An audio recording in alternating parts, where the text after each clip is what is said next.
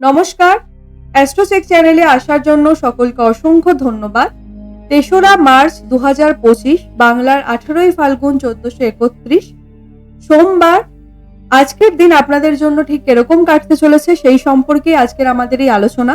আজকে সূর্যোদয় হবে ৫টা ৪৬ এবং সূর্যাস্ত যাবে বিকেল ৫টা ৪১। আজকের তিথি থাকবে শুক্লপক্ষের তৃতীয়া তিথি এবং আজকের নক্ষত্র থাকবে অশ্বিনী নক্ষত্র। আজকের দিনের রাহুকাল থাকতে চলেছে সকাল ৮টা ৫৩ থেকে বেলা ১০টা ১১ পর্যন্ত।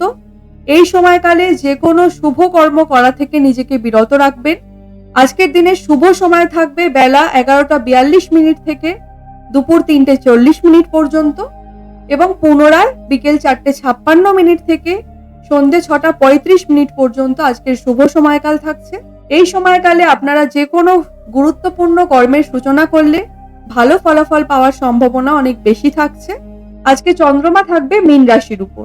বৃশ্চিক রাশির মানুষদের ক্ষেত্রে পড়াশোনার ক্ষেত্রে দিনটি আজ অত্যন্ত ভালো কাটবে। উচ্চশিক্ষার সাফল্য ও উচ্চশিক্ষার ক্ষেত্রে বিদেশ যাত্রায় আপনারা সাফল্য লাভ করতে পারবেন। ভ্রমণের জন্য দিনটি অনুকূলে থাকছে না। আজকের দিনে ভ্রমণ বা কোনো যাত্রা থেকে কিন্তু বিরত থাকাটাই শুভ। পিতামাতারা সন্তানদের নিয়ে গর্ববোধ করবেন আজ। আয়ের ক্ষেত্রে দিনটি সর্বশ্রেষ্ঠ থাকবে, তবে ব্যয়ভাবও কিন্তু যথেষ্ট পরিমাণে বাড়তে পরিলক্ষিত হতে পারে। ব্যবসায়ীদের ক্ষেত্রে দিনটি অত্যন্ত ভালো, লাভের পরিমাণ বাড়বে, ব্যবসায় শ্রীবৃদ্ধি হবে। বিশেষত যারা মুদিখানার ব্যবসা বা গার্মেন্টসের ব্যবসা বা বিভিন্নভাবে লেডিস পার্লারের ব্যবসা করে থাকেন তাদের ক্ষেত্রে কিন্তু আজকের দিনটি সেরা হতে পারে। পরিবারের ক্ষেত্রে দিনটি মধ্যম প্রকৃতির থাকছে। আজ অবান্তর কথা থেকে নিজেকে যতটা দূরে সরিয়ে রাখতে পারবেন সেটাই আপনার জন্য ভালো হবে। আজ জলপথে কোথাও যাত্রা করবেন না বা জলপথের যাত্রা থেকে কিন্তু আজ আপনাদের বিরত থাকতে হবে।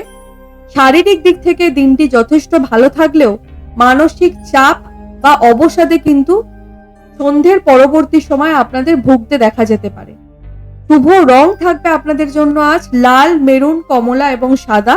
এই কটি রং ব্যবহার যদি আপনারা করতে পারেন তা কিন্তু আজকে আপনাদের জীবনে প্রতিকারের মতো কাজ করবে এবং আজকের দিনে আপনাদের জন্য শুভ সংখ্যা থাকবে সংখ্যা ২। আমাদের চ্যানেলের দৈনিক রাশিফল এবং মাসিক রাশিফল পেতে চ্যানেলটিকে সাবস্ক্রাইব করে পাশে থাকবেন।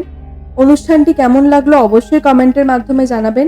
সকলে সুস্থ থাকবেন, ভালো থাকবেন, সকলের মনস্কামনা পূর্ণ হোক, এ আশা রেখে আজকের এই অনুষ্ঠানটি এখানেই শেষ করলাম। ধন্যবাদ।